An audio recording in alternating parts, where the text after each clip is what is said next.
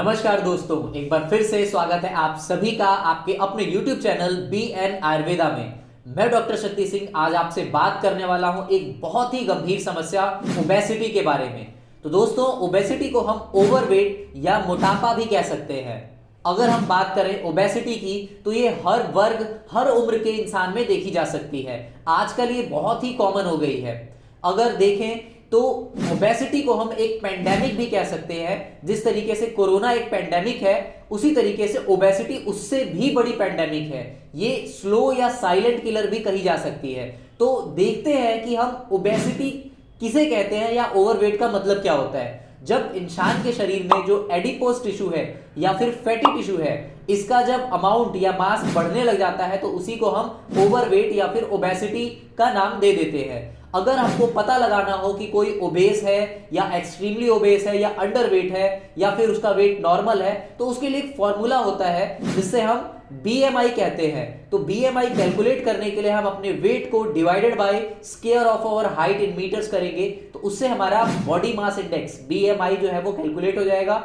उसकी कुछ range set की गई है। अगर आपका BMI 18 से कम आता है तो आप अंडरवेट है, अगर 18 से 23 के बीच में आता है तो आपका वेट नॉर्मल है, अगर 23 से 29 तक आता है तो आप ओवरवेट की कैटेगरी में आते हैं, अगर 29 से प्लस मतलब 30 से लेके 40 के आसपास आता है तो आप ओबेसिटी की कैटेगरी में हैं, अगर इससे भी ऊपर होता है तो आप एक्सट्रीमली ओबेज हैं। ठीक है, तो ये पैरामीटर्स होते हैं जिसपे हम कैलकुलेट करते हैं कि कोई बंदा ओबेज है या ओवरवेट है या अंडरवेट है या नॉर्मल वेट है।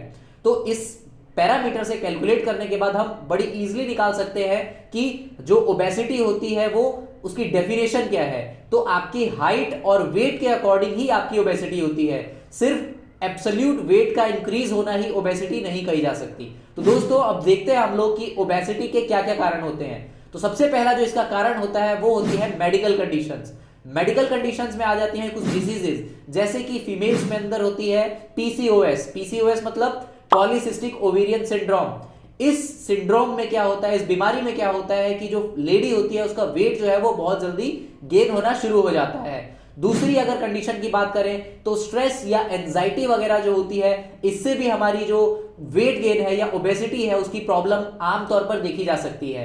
अगर बात करें कुछ मेडिकेशंस की, तो मेडिकेशंस में भी बहुत सारी ऐसी मेडिसिन हैं, जैसे हमारे स्टेरॉइड्स हो गए। तो स्टेरॉइड्स हमारी बॉडी में वेट गेन करने का काम करते हैं, जिससे ओबेसिटी बनती है या मोटापा आता है। कुछ ऐसे हमारी डायबिटीज की भी मेडिसिन होती हैं जो कंज्यूम करने से हमारा जो वेट है वो बहुत ही ज्यादा गेन होता है।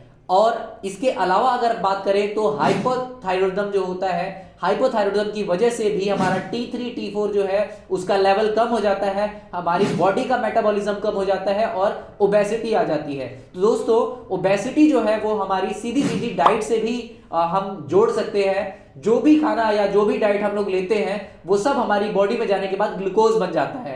अब हमारी बॉडी में एक ऑर्गन है पेनक्रियाज। पेनक्रियाज का काम होता है इंसुलिन हार्मोन को सिक्रीट करना। ये इंसुलिन हार्मोन क्या करता है, हमारे ब्लड ग्लूकोज लेवल को स्टोर कर लेता है फैटी टिश्यू में, एडिपोज टिश्यू में, और जब इसकी जरूरत होती है तो वो वहां से वापस उसका ब्रेक डाउन करके हमारे ब्लड में रिलीज करता है और हमें एनर्जी मिलती है।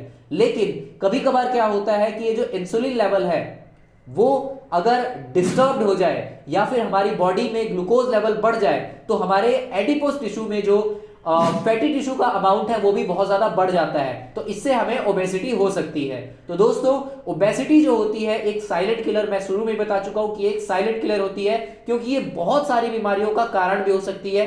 जो भी बंदा ओबेज है या जो भी पेशेंट ओबेज है उसको hypertension, diabetes, stress, anxiety, depression, ये सारी जो प्रॉब्लम्स है वो बहुत ही कॉमन देखी जा सकती है। तो दोस्तों, अगर आपको भी इसी तरीके की प्रॉब्लम्स है तो आप अपने डॉक्टर से जरूर कंसल्ट कीजिए, क्योंकि आपकी ओबेसिटी का कुछ भी कारण हो सकता है।